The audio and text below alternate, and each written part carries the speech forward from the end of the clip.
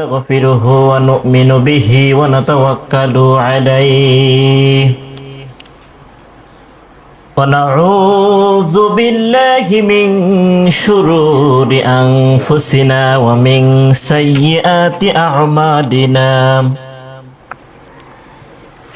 من يهدي الله فلا مضل له ومن يضلله فلا هادي له ونشهد أن لا إله إلا الله ونشهد أن سيدنا ونبينا وشفيعنا ومولانا محمدا عبده ورسوله الذي أرسله بالحق بشيرا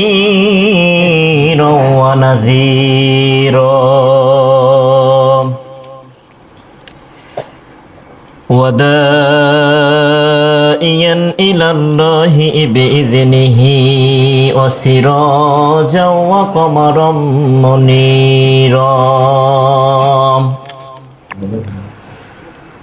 فقد قال الله تعالى في كلامه المجيد وفرقانه الحميد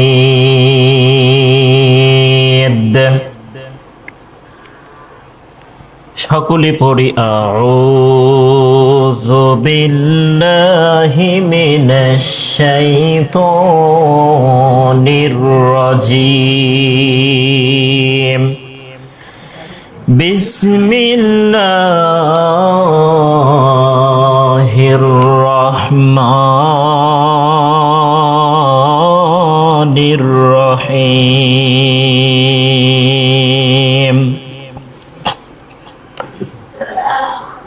الذين إذا ذكر الله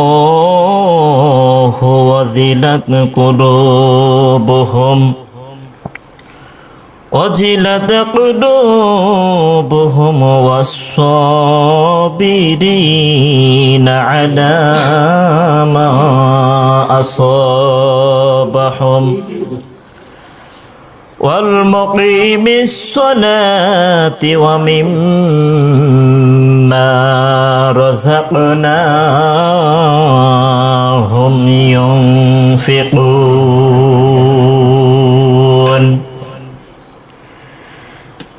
صدقت يا ربنا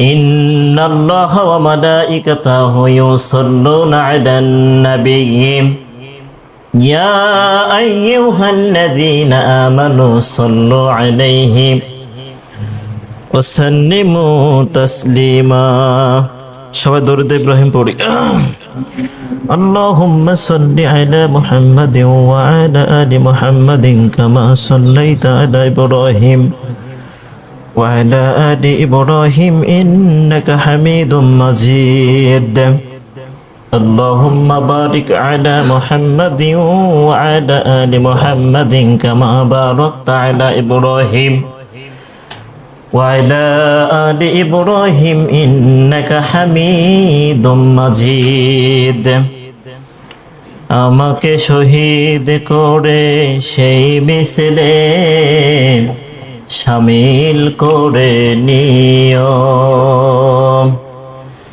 আমাকে শহীদ করে সেই মিছিলে শামিল করে নিও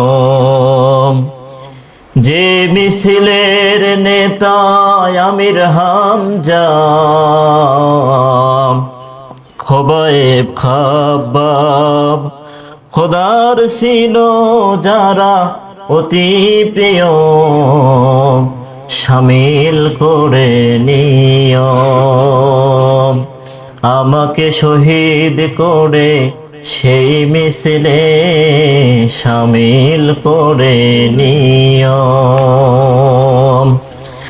আলহামদুলিল্লাহ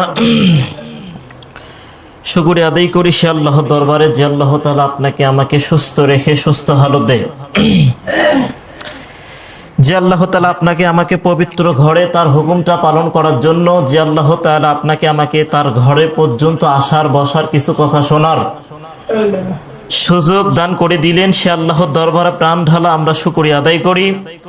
কণ্ঠনালীতে শক্তি নিয়ে এসে আমরা জান্নাত লাভের আশায়, জান্নাত লাভের আশায়, আল্লাহকে সন্তুষ্টি করার উদ্দেশ্যে আমরা শুকরিয়া আদায় করি। সকলেই বলি আলহামদুলিল্লাহ।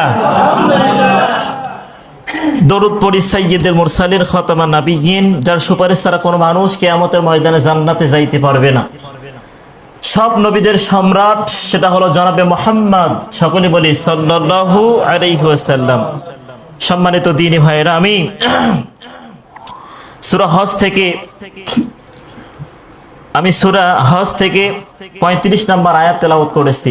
যেহেতু সামনে আমাদের ঈদুল আজহা আসতেছে, আর মাত্র 2 দিন আমরা পাবো।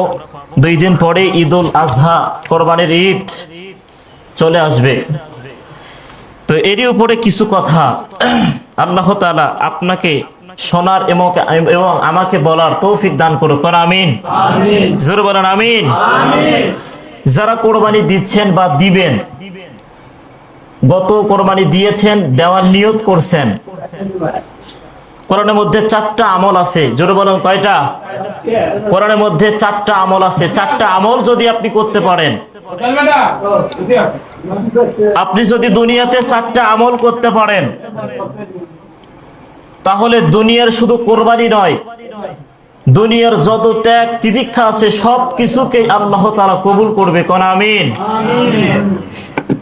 4টা আমল, জোরে বলেন তো কয়টা আমল?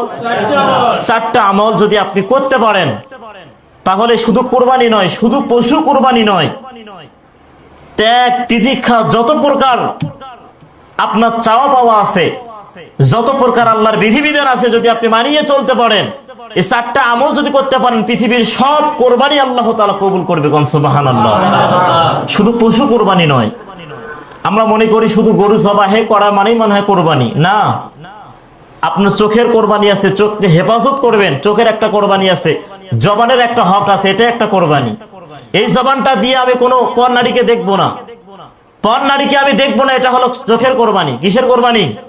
এটা হলো চোখের কোরবানি। জবান দিয়ে ফায়সা কথা বলবো না, গীবত করবো না, চুগলখড়ি করবো না, অন্যকে নিয়ে সমালোচনা করবো না, এটা হলো জবানের কোরবানি।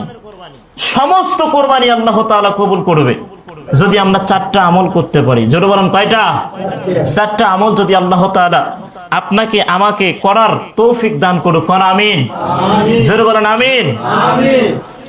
আল্লাহ তাআলা কোরআনের মধ্যে বললেন, আল্লাযীনা ইযা যুকিরাল্লাহু ওয়াজিলাত কুলুবুহুম।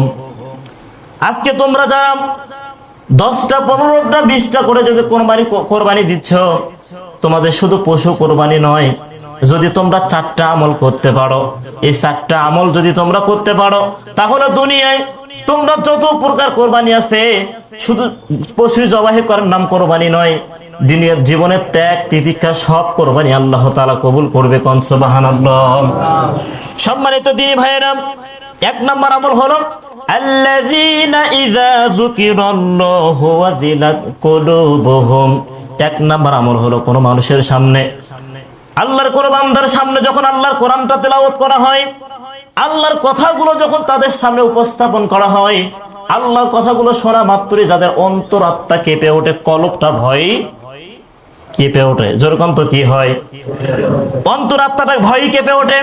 আল্লাহ তাআলা সেটাই কোরআনের মধ্যে বললেন, আল্লাযীনা ইযা যুকিরাল্লাহু ওয়াজিলাত কুলুবুহুম। কোন বান্দার সামনে যখন আমি আল্লাহর কোরআন থেকে কথাগুলো উপস্থাপন করা হয়, আমি আল্লাহর কথাগুলো যখন তাদের সামনে উপস্থাপন করা হয়, আমি আল্লাহ তাআলার কথাগুলো শোনা মাত্রই তার অন্তরাত্মা, তার কলবটা ভয়ে কেঁপে ওঠে। যেরকম তো কি করে, ভয়ে কেঁপে ওঠে। আজকে আমরা আল্লাহর কথাগুলো আপনাদেরকে প্রত্যেকটা সপ্তাহে আপনাদেরকে জানিয়ে দেওয়া হয়, তারপরে অন্তরাত্মা আপনাদের কেঁপে ওঠে না, আপনার ভিতরে কম্পন সৃষ্টি হয় না। যদি আল্লাহর কথা শোনা পড়ে, আল্লাহর কোরআনের কথাগুলো শোনার পর যদি আপনার মনের মধ্যে কম্পন সৃষ্টি না হয়, আপনার মনের মধ্যে যদি ভয় ভীতি কাজ না করে, তাহলে বুঝবেন আপনার মধ্যে ইমান নাই। অথচ আল্লাহ তাআলা বললেন, যাদের অন্তরাত্মা কেঁপে উঠবে আমি আল্লাহর নামটা শোনার পরে, আল্লাহ তাআলা বললেন তারা হচ্ছে ঈমানদার। তারা হলো কি? জোরে বলেন, তারা হলো কি? ঈমানদার। 2 নম্বর আল্লাহ তাআলা বলেন ওয়াস-সাবিরিনা আলা মা সাবাহুম। দ্বিতীয় নম্বর আমলটা হলো তারা বিপদে আপদে ধৈর্য ধারণ করে। কি করে? বিপদে আপদে ধৈর্য ধারণ করে। তার 1 থেকে 50 বছর বয়সে যতগুলো বিপদ আপদ আসবে, সম্পূর্ণ বিপদ আপদ গুলো তারা ধৈর্য ধারণ করে, সেই ধৈর্য ধারণ করে সেই বিপদে তারা সম্মুখীন হবে, তারা মোকাবেলা করবে। তাহলে 2 নম্বর আমল হলো আপনাকে বিপদে আপদে ধৈর্য ধারণ করতে হবে। এটা হলো ইমানদারের 2 নম্বর লক্ষণ। কয় নম্বর? জোর বলেন না, কয় নম্বর লক্ষণ? তাহলে 2 নম্বর লক্ষণ হলো ওয়াস-সাবিরিনা আলা মা সাবাহুম। তারা বিপদে আপদে বালা মুসিবতে তারা ধৈর্য ধারণ করে সেই বিপদ আপদে তারা মোকাবেলা করে। কি করে? মোকাবেলা করে। এটা হলো 2 নম্বর আমল। আল্লাহ তাআলা কোরআনের মধ্যে, আমি কোরআন যখন ঘাটাঘাটি করি, কোরআন নিয়ে যখন গবেষণা করি, আমি গোটা কোরআনের মধ্যে নামাজের কথা 82 বার পাইছি। যেরকম তো কয়বার? নামাজের কথা আল্লাহ তাআলা কোরআনের মধ্যে 82 বার বলেছেন। আর ধৈর্য ধারণ কথা আর আল্লাহ তাআলা বলেছেন 112 বার। সুবহানাল্লাহ। আমরা যে কোনো কাজের মধ্যে আমরা অধৈর্য হয়ে যাই, যে কোনো কাজ করতে গেলে আমরা অধৈর্য হয়ে যাই। না না না, ইমানদারের 2 নম্বর লক্ষণ হলো ওয়াস-সাবিরিনা আলা মা সাবাহুম। তারা বিপদে আপদে ধৈর্য ধারণ করে সেই বিপদ আপদে তারা মোকাবেলা করে। এটা 2 নম্বর গুণ। কয় নম্বর গুণ? 2 নম্বর গুণ। 3 নম্বর হলো ওয়াল মুকিমিস সালাত। তারা সালাত কায়েম করে। যেরকম তো কি কায়েম করে? সালাত কায়েম করে। তারা নামাজ আদায় করে। এটা হলো 3 নম্বর গুণ। মুমিন বান্দা, ইমানদার বান্দা কখনো নামাজ ছেড়ে দিতে পারে না। তাহলে আপনি ইমানদারের লক্ষণ হলো 3 নম্বর ওয়াল মুকিমিস সালাত। তারা নামাজ কায়েম করে, নামাজ কখনো কাজা করে, নামাজ কখনো ছেড়ে দেয় না। আজকে আপনি 1 থেকে 50 বছর, 60 বছর, 70 বছর হলো আপনি দুনিয়াতে আছেন। আপনি জন্ম থেকে এ পর্যন্ত আপনি নামাজের কথা শোনেন। আসসালাত আসসালাত আসসালাত।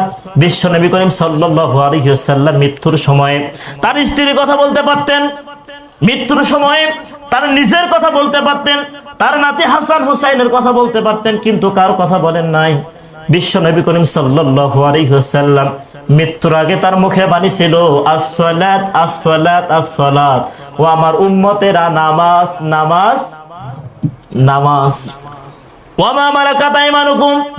তোমরা কখনো পরের হক নষ্ট করো না। আল্লাহ নবী মৃত্যুর সময় 2টা কথা বলে গেছেন। 1 নাম্বার হলো আসসালাত আসসালাত আসসালাত। ও আমার উম্মতেরা, নামাজ নামাজ নামাজ। ওয়া মা মালাকাত আইমানুকুম। তোমরা কখনো পরের হক নষ্ট করো না। অথচ আজকে আমরা ভাইয়ের কিংবা বোনের কিংবা আত্মীয় স্বজনের হক নষ্ট করার জম। বিশ্ব নবী করিম সাল্লাল্লাহু আলাইহি ওয়াসাল্লাম আমিনা তার দুধ মা হালিমা যখন আল্লাহ নবী করিম সাল্লাল্লাহু আলাইহি ওয়াসাল্লামের ডান স্তনে যখন দুধ দেয়, ডান স্তনে মুখ লাগায়, যখন ডান স্তনে দুধ পান করে, মা হালিমা বাম পাশে যখন দুধের স্তনে দুধ লাগায়, মুখ লাগায়, কিন্তু তিনি মুখটা লাগাইতে চায় না। হালিমা চিন্তা করে ডান পাশে দিচ্ছি, ডান পাশে স্তনে দুধ পান করে, কিন্তু বাম পাশে দিচ্ছি, কিন্তু দুধ পান করে, বাম পাশে দুধটা মুখে নেয় না, বাম পাশের স্তনটা দুধ মুখে নেয় না। এক পর্যায়ে বিশ্ব নবী করিম সাল্লাল্লাহু আলাইহি ওয়াসাল্লাম তার মুখ দিয়ে বিড়বিড় করে জানিয়ে দিল, ও মা হালিমা, আপনি জোর করেন কেন? ডান পাশেটা হলো আমার হক, আর বাম পাশেটা হলো আমার দুধ ভাই। আমার দুধ ভাই হচ্ছে আব্দুল্লাহর হক। সুবহানাল্লাহ। মুখটা বিড়বিড় করে হালিমাকে বুঝিয়ে দিতে চাই, আমি নবী, আমি জনাবে মুহাম্মদ সাল্লাল্লাহু আলাইহি ওয়াসাল্লাম পরের হক নষ্ট করার জন্য আসি নাই, আমি পরের হক আদায় করার জন্য আসি। সুবহানাল্লাহ। যে নবী জন্মের পরে ভাইয়ের হক আদায় করলো, সেই নবীর উম্মত হয়ে আজকে আমরা একটা ভাই আরেকটা ভাইয়ের হক আদায় করি না, ভাইয়ের হক নষ্ট করি, বোনের হক নষ্ট করি। সম্মানিত দ্বীনি ভাইয়েরা, তাহলে 3 নম্বর আমল হলো ওয়াল মুকিমিস সালাত, নামাজ কায়েম করা। যেরকম তো কিসের করা? নামাজ কায়েম করা। সর্বপ্রথম কিয়ামতের ময়দানে হিসাব হবে নামাজের। যেরকম তো কিসের হিসাব হবে? সর্বপ্রথম হিসাব হবে নামাজের। তুমি নামাজ পড়ছো কি না। আজকে আপনি 50 বছর 60 বছর ধরে আপনি নামাজের কথাগুলো শোনেন, 30 বছর 40 বছর হলো আপনি নামাজের কথা শোনেন, আজও পর্যন্ত আপনি 5 ওয়াক্ত নামাজ জামাতের সহিত আদায় করতে পারেন না। আপনি আরেকটা জীবনী দেখেন, আব্দুল্লাহ ইবনে আনসারী একটা জীবনী বললাম। আব্দুল্লাহ ইবনে আনসারী ইনি একজন আল্লাহ নবীর সাহাবী ছিল। যেরকম তো কে ছিল? আল্লাহ নবীর একজন সাহাবী ছিল। এই আব্দুল্লাহ ইবনে আনসারী তিনি বিশ্বনবী করিম সাল্লাল্লাহু আলাইহি ওয়াসাল্লামের জবান থেকে তিনি একটা দিন একটা বার শুধু নামাজের কথা শুনছিলেন। কিসের কথা? নামাজের কথা তার জবান দিয়ে শুধু একটা দিন শুনছিলেন। এই আব্দুল্লাহ ইবনে আনসারী তিনি সবার শেষে নামাজ পড়ার জন্য যায়, আবার নামাজ শেষে সালাম ফেরানোর সাথে সাথে তিনি আবার বাড়িতে চলে আসে। খলিফাতুল মুসলিমিন হযরত ওমর লক্ষ্য করে দেখে আব্দুল্লাহ ইবনে আনসারী সবার শেষে নামাজে আসে, অথচ সালাম ফেরার সাথে সাথে আবার আগে চলে যায়।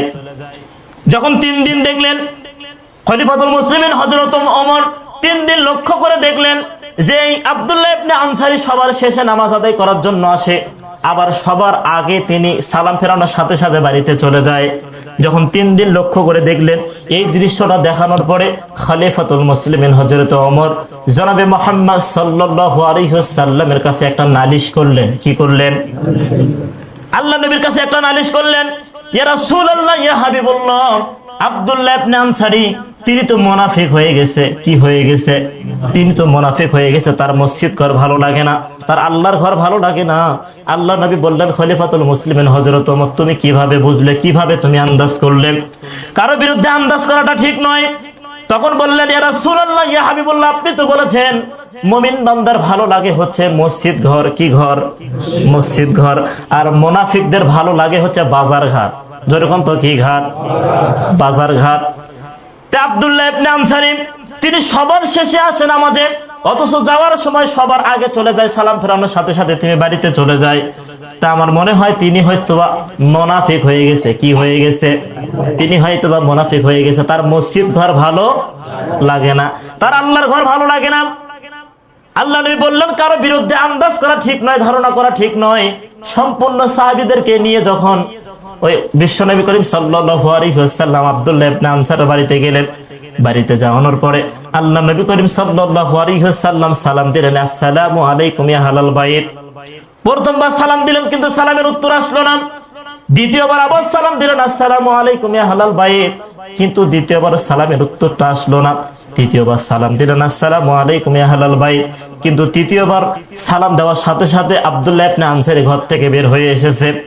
আব্দুল্লাহ ইবনে আনসারীকে জিজ্ঞাসা করলেন, ও আব্দুল্লাহ ইবনে আনসারী, আমি নবী যদি কারো প্রতি নারাজ হয়ে যায়, তার জীবনের যত আমল আছে সবগুলো আমল হলো বরবাদ হয়ে যাবে। কি হয়ে যাবে? আমি নবী যদি কারো প্রতি অসন্তুষ্ট হয়ে যাই, আমি নবী যদি কারো উপর নারাজ হয়ে যাই, তার জীবনের সব আমলগুলো বরবাদ হয়ে যাবে। আমি তোমাকে 3 বার সালাম দিলাম। তখন আব্দুল্লাহ ইবনে আনসারী 2 চোখের পানি অঝর নয়নে কেঁদে কেঁদে ডাক দিয়ে বলতেছেন, ইয়া রাসূলুল্লাহ, ইয়া হাবিবুল্লাহ, আপনি যখন আমাকে প্রথমবার সালাম দিয়েছেন, আমি এমন একটা অবস্থায় ছিলাম, আমার শরীরে কোনো পোশাক ছিল না, আমার শরীরে কোনো পোশাক ছিল না। দ্বিতীয়বার আপনি সালাম দিয়েছেন, আমার স্ত্রী একটা, আমাদের পরিবারের মধ্যে, আমাদের সংসারের মধ্যে এমন একটা কাপড় আছে, একটা বড় চাদর আছে, আর ছোট ছোট কাপড় আছে, যে কাপড়গুলো পরে নামাজ পড়া যায় না, নামাজ আদায় করা যায় না। আমার ঘরের মধ্যে একটা বড় চাদর আছে, ওই বড় চাদরটা পরে যখন আমি নামাজে আদায় করতে যাই, আমার ঘরের মধ্যে একটা গর্ত আছে। যেরকম তো কি আছে? আমার ঘরের মধ্যে যখন একটা গর্ত আছে, আমার পরিবারের মধ্যে, আমার সংসারের মধ্যে একটাই মাত্র বড় চাদর আছে, যে বড় চাদরটা পরে যখন আমি নামাজে যাই, তখন আমার স্ত্রী ওই গর্তের মধ্যে ঢুকে প্রবেশ করে। আমি যখন নামাজ শেষ করে যখন বাড়িতে আসি, ইয়া রাসূলুল্লাহ, ইয়া হাবিবুল্লাহ, আপনি তো বলেছেন নিজে বাঁচেন এবং কি তার পরিবারদেরকেও বাঁচান, পরিবারদেরকেও নিজে বাঁচো এবং আহাল পরিবারদেরকেও বাঁচাও। আপনি তো বলেছেন আহাল পরিবারদেরকে বাঁচাইতে হবে। ইয়া রাসূলুল্লাহ, ইয়া হাবিবুল্লাহ, আমি এই জন্য নামাজ আদায় করে তাড়াতাড়ি চলে আসি। আমার ওই কাপড়টা বড় চাদরটা পরে যখন নামাজ আদায় করার জন্য মসজিদে যাই, সালাম ফেরানোর সাথে সাথে আমি দৌড়ে বাড়িতে চলে আসি। বাড়িতে চলে আসার পর বড় চাদরটা আমি আমার স্ত্রীকে দেই। ওই স্ত্রী বড় চাদরটা পরে তিনি আবার নামাজ আদায় করে, আমি আবার ওই অবস্থায় আমি আবার গর্তের মধ্যে প্রবেশ করি। কোন সুবহানাল্লাহ। আমি আবার গর্তের মধ্যে প্রবেশ করি। বিশ্বনবী করিম সাল্লাল্লাহু আলাইহি ওয়াসাল্লামের সাথে যে সাহাবীগুলো ছিল, তারা কথাগুলো শুনে তাদের চোখ বেয়ে পানি আসতেছিল। হায়রে, এত কষ্ট করে তিনি নামাজ আদায় করে, নামাজ তারপরে কাজা করে না। বিশ্বনবী করিম সাল্লাল্লাহু আলাইহি ওয়াসাল্লাম বললেন, আচ্ছা ঠিক আছে, তোমার কথা আমি শুনলাম, বুঝলাম, কিন্তু আমি লক্ষ্য করে দেখতেছি তোমার ঘরে তোমার 10 বছর 8 বছর একটা বাচ্চা, একটা ছেলে, তার পায়ে শেকল পড়া, সেই শেকলটা দিয়ে দড়ি দিয়ে বেঁধে রাখছো কেন? এই ছোট বাচ্চাটার উপরে তুমি এত জুলুম করতেছো কেন, এত অত্যাচার করতেছো কেন? তখন বললেন, ইয়া রাসূলুল্লাহ, ইয়া হাবিবুল্লাহ, এই যে ইহুদের খেজুর গাছ আছে, এই ইহুদের খেজুর গাছটা হালিয়ে আমার আঙ্গিনায় চলে আসছে, আমার বারান্দায় চলে আসছে। এখন আমি যখন বাহিরে কাজকর্মে চলে যাই, আমার এই সন্তানটা ওই পাকা খেজুর যদি গাছ থেকে পড়ে, সেই খেজুরটা যদি আমার সন্তানটা অজান্তেই খেয়ে ফেলে, তাহলে তো আমার সন্তানের আমল নামাটাই, আমাদের পরিবার, আমাদের সংসারের মধ্যে আমাদের এই সন্তানটা আমল নামায় চুরির গুনাহ হবে। যেরকম তো কিসের গুনাহ হবে? চুরির গুনাহ হবে। আমি যখন কাজকর্ম করার জন্য বাহিরে চলে যাই, আমার সন্তানটা, আমার স্ত্রী হয়তো বা কাজে কর্মে ব্যস্ত থাকে, তখন এই সন্তানটা খেয়াল রাখতে পারে না। যদি ওখান থেকে একটা পাকা খেজুর জমিনে পড়ে আমার সন্তানটা যদি অজান্তে খেজুরটা খেয়ে ফেলে, তাহলে আমার সন্তানটা তো হারাম খাইলো। কি হইলো? যেরকম না কি খাইলো? হারাম খাইলো। আর আপনি তো বলেছেন যে যার শরীরটা হারাম দিয়ে লালিত পালিত হয়, তিনি কখনো জান্নাতে যেতে পারবে না। তাহলে আমার সন্তানটা তো যদি খেজুরটা খেয়ে ফেলে, তাহলে তো আমার সন্তানটা জাহান্নামের মধ্যে চলে যাবে, জান্নাতের মধ্যে প্রবেশ করতে পারবে না। এই জন্য আমি যখন বাহিরে চলে যাই, তখন আমার সন্তানের পায়ে আমি শেকল পড়াই। কি পড়াই? যেন ওই খেজুরটা যেন না খাইতে পারে। সম্মানিত দিনী ভাইয়েরা, এই আব্দুল্লাহ ইবনে আনসারী তিনি নামাজের কথা একবার শুনছেন। যেরকম তো কয়বার? যিনি নামাজের কথা মাত্র একবার শুনেছেন, তিনি কখনো তারপরে এত কষ্টের মধ্যেও তারপরে তিনি কখনো নামাজ ছেড়ে দেয় নাই। অথচ আপনি 20 বছর 30 বছর 40 বছর ধরে আপনি নামাজের কথা শোনেন, এখন পর্যন্ত আপনি নামাজ পড়তে পারেন না। তাহলে 3 নাম্বার আমল হলো ওয়াল মুকিমিস সালাত।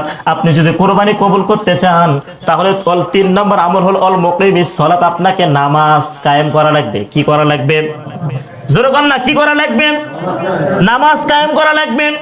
শুধু এখানে কোরবানি, যেখানে আল্লাহ তাআলা কোরবানির কথা দিয়েছেন, তার আগে আল্লাহ তাআলা নামাজের কথা দিয়েছেন। কিসের কথা? আল্লাহ তাআলা কোরআনের মধ্যে যেখানে কোরবানির কথা দিয়েছেন, সেইখানে আল্লাহ কিসের কথা দিয়েছেন? নামাজের কথা দিয়েছেন। কুল ইন্না সলাতি ওয়া নুসুকি ওয়া মাহইয়ায়া ওয়া মামাতি লিল্লাহি রাব্বিল আলামিন। কোন আল্লাহু আকবার।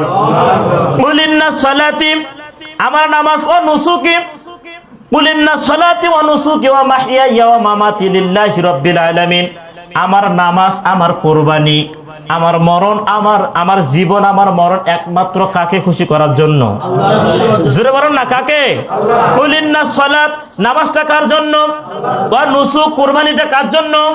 ওয়া মাহইয়ায়া ওয়া মামাতি, জীবন আমার মরণ কার জন্য?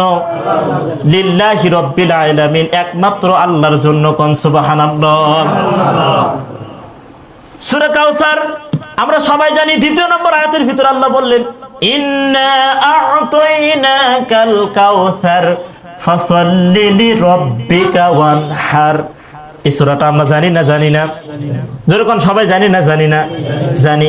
2 নম্বর আয়াতটা হলো ফাসাল্লি লিরাব্বিকা ওয়ানহার। ফাসাল্লি, আগে নামাজের কথা। যেরকম তো কিসের কথা? আগে নামাজের কথা। ওয়ানহার, তারপরে হচ্ছে কোরবানি। আগে নামাজ, আগে তারপরে কি? আগে আল্লাহ তাআলা নামাজের নির্দেশ দিয়েছেন, তারপরে হচ্ছে কোরবানি নির্দেশ দিয়েছেন। এবং হাদিসের মধ্যে আছে, যারা নামাজ পড়ে না তাদের সাথে কোরবানি দেওয়া জায়েজ নাই। যারা নামাজ পড়ে না তাদের সাথে কোরবানি দেওয়া জায়েজ নাই। যেখানে আল্লাহ তাআলা কোরবানির নির্দেশ দিয়েছেন, যেখানে কোরবানির হুকুম দিয়েছেন, তার আগে আল্লাহ তাআলা নামাজের কথা বলেছেন। কিসের কথা? নামাজের কথা বলেছেন। সম্মানিত দ্বীনি ভাইয়েরা, যদি আপনি কোরবানি কবুল করাতে চান, তাহলে আপনাকে নামাজ আদায় করা লাগবে বাধ্যতামূলক। আপনাকে নামাজ আদায় আপনি যদি আল্লাহর কাছে কোরবানি কবুল করতে চান, আল্লাহর কাছে যদি কোরবানিটা আপনি কবুল করাতে চান, তাহলে আপনাকে আগে নামাজ পড়তে হবে। কি পড়া লাগবে? জোরে কর না, কি পড়া লাগবে? নামাজ পড়া লাগবে। 4 নাম্বার হলো ওয়াল মুকিমিস সালাত ওয়া মিম্মা রাযাকনাহুম ইউনফিকুন। তারা যতটুকু পারে ততটুকু তারা আল্লাহর রাস্তায় দান করে। কি করে? তারা যতটুকু পারে ততটুকু তারা আল্লাহর রাস্তায় দান করে।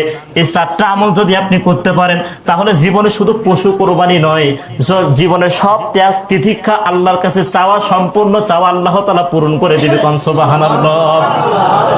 সম্মানিত দ্বীনি ভাইয়েরা, তাহলে যদি আপনি কোরবানি কবুল করাতেন চান, তো এই 4টা আমল করার দরকার আছে না নাই? জোরে কর না, আছে না নাই? আল্লাযীনা ইযা যুকিরাল্লাহু ওয়াজিলাত কুলুবুহুম, তাদের সামনে যখন আল্লাহর কথাগুলো উপস্থাপন করা হয়, তাদের ভয়, তার অন্তরাত্মা কেঁপে ওঠে। 2 নাম্বার হলো ওয়াসসাবিরিনা আলা মা আসাবাহুম। 2য় নাম্বার আমল হলো তারা বিপদে আপদে বালা মুসিবতে তারা ধৈর্য ধারণ করে। কি ধারণ করে? ধৈর্য ধারণ করে। ওয়াল মুকিমিস সালাত, তারা কখনো নামাজ ছেড়ে দেয় না। ওয়া মিম্মা রাযাকনাহুম ইউনফিকুন, তারা যতটুকু পারে ততটুকু তারা আল্লাহর রাস্তায় দান করে। এই 4টা আমল যদি আপনি করতে পারেন, তাহলে আপনার কোরবানি কবুল। তাহলে আপনার কোরবানি কবুল, তাছাড়া আপনার কোরবানি কবুল হবে না। সম্মানিত দ্বীনি ভাইয়েরা, এবার আসেন, আল্লাহ তাআলার কাছে কি রক্ত মাংস চায়? জোরে বলেন তো, আল্লাহর কাছে কি রক্ত মাংস চায়? ফেরেশতা কি গোশত নেওয়ার জন্য আসে? আল্লাহ তাআলা কি, আল্লাহ কি চায়?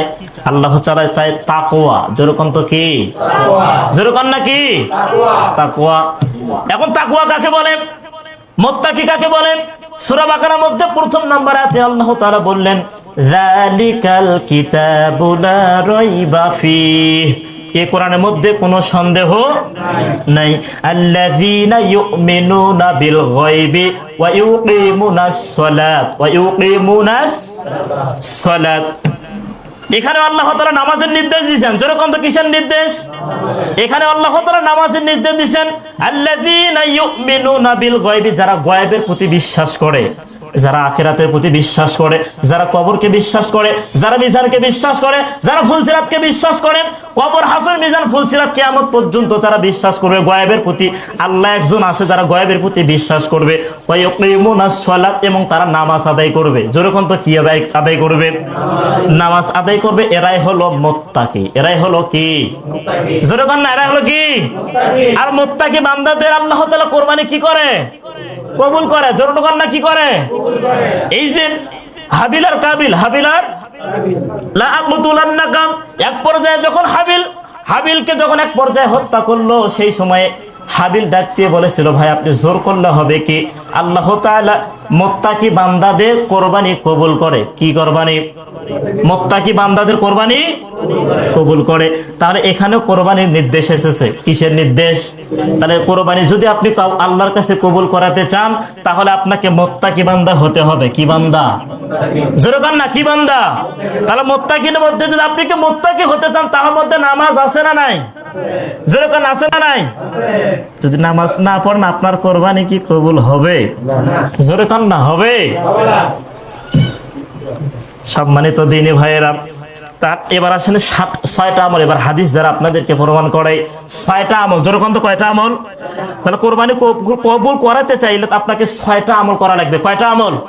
6টা আমল করা লাগবে। 1 নাম্বার হচ্ছে ইখলাসের সাথে কোরবানি দেওয়া। কি দেওয়া? যেরকম তো কি দেওয়া? ইখলাসের সাথে কোরবানি দেওয়া। আল্লাহ তাআলা বললেন, ওয়া মা উমিরু ইল্লা লিয়াবুদুল্লাহ মুখলিসিনা লাহুদ্দিন। একনিষ্ঠভাবে আল্লাহকে ভয় করে কোরবানি দিতে হবে। আল্লাহকে ভয় করে কোরবানি দিতে হবে। আর কোরবানিটা হবে কার নামে? জোরে বলেন না, কার নামে? তাহলে 1 নাম্বার আমল হলো একনিষ্ঠভাবে আপনাকে কোরবানি দিতে হবে। ইখলাসের সাথে আপনাকে কোরবানি দিতে হবে। 2 নাম্বার, কোরবানি দিতে হলে আল্লাহ এবং রাসূলের বিধিবিধান অনুসরণ করে, আল্লাহ এবং রাসূলের যে নির্দেশগুলো দিয়েছেন সেই নির্দেশ মোতাবেক আপনাকে কোরবানি দিতে হবে। 3 নাম্বার, হালাল রুজি। কি রুজি? যেরকম না, কি রুজি? যারা বেহালাল খায়, যারা সুদ খায়, ঘুষ খায়, জেনা করে, যারা অবৈধ কাজে যারা লিপ্ত আছে, তাদের সাথে কোরবানি দেওয়া জায়েজ নাই। যাদের টাকা বেহালাল, আপনি যদি জানেন আপনি যদি জানেন অমুকের টাকাটা বেহালাল, অমুকের টাকাটা সুদের, অমুকের টাকাটা বেহালাল, তার সাথে কোরবানি দেওয়া জায়েজ নাই, তার সাথে আপনার কোরবানিটা নষ্ট হয়ে যাবে। নাউজুবিল্লাহ। তাহলে 2-3 নাম্বার আমল কি? রুজি। যেরকম কি রুজি? হালাল রুজি। আল্লাহ তাআলা কোরআনের মধ্যে বলেছেন যে হালালের কথা আল্লাহ তাআলা বলেছেন, লা ইয়াদখুলুল জান্নাতা জাসাদুন উজিয়া বিল হারাম।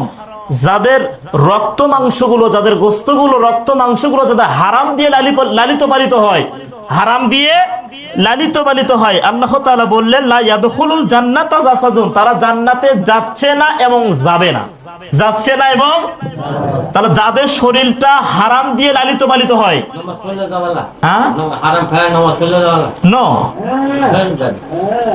তাহলে মনোযোগ দিয়ে শোনেন। তাহলে 3 নম্বর আমল, যারা হালাল রুজি নাই, একজন আপনি ভাগে কোরবানি দিচ্ছেন, এই জন্য তো বলি যে একা কোরবানি দেওয়াটা হলো উত্তম। একা কোরবানি দেওয়াটা কি উত্তম। আপনি জানেন ওই লোকটা হচ্ছে বেহালাল খায়, ওই লোকটার টাকা হলো হারাম, জানার পরও যদি আপনি কোরবানি দেন, জানার পরও যদি আপনি তার সাথে শামিল হয়ে কোরবানি দেন, তার সাথে সাথে আপনার কোরবানিটা নষ্ট হয়ে যাবে। এখন অজান্তে যদি হারাম টাকা কেউ দিয়ে থাকে, আপনি জানেন না সেটা হারাম টাকা, অজান্তে যদি মানে দিয়ে থাকে, তাহলে আপনার কোরবানি কবুল হবে, কিন্তু তার কোরবানি কবুল হবে না। কিন্তু আপনি জানার পরও যদি তার সাথে কোরবানি দেন, তাহলে আপনার কোরবানিটা কি হয়ে যাবে? নষ্ট হয়ে যাবে। তাহলে 3 নাম্বার আপনার কোরবানি কবুল করতে হলে, কবুল করতে চাইলে, তাহলে হালাল রুজি, কি রুজি?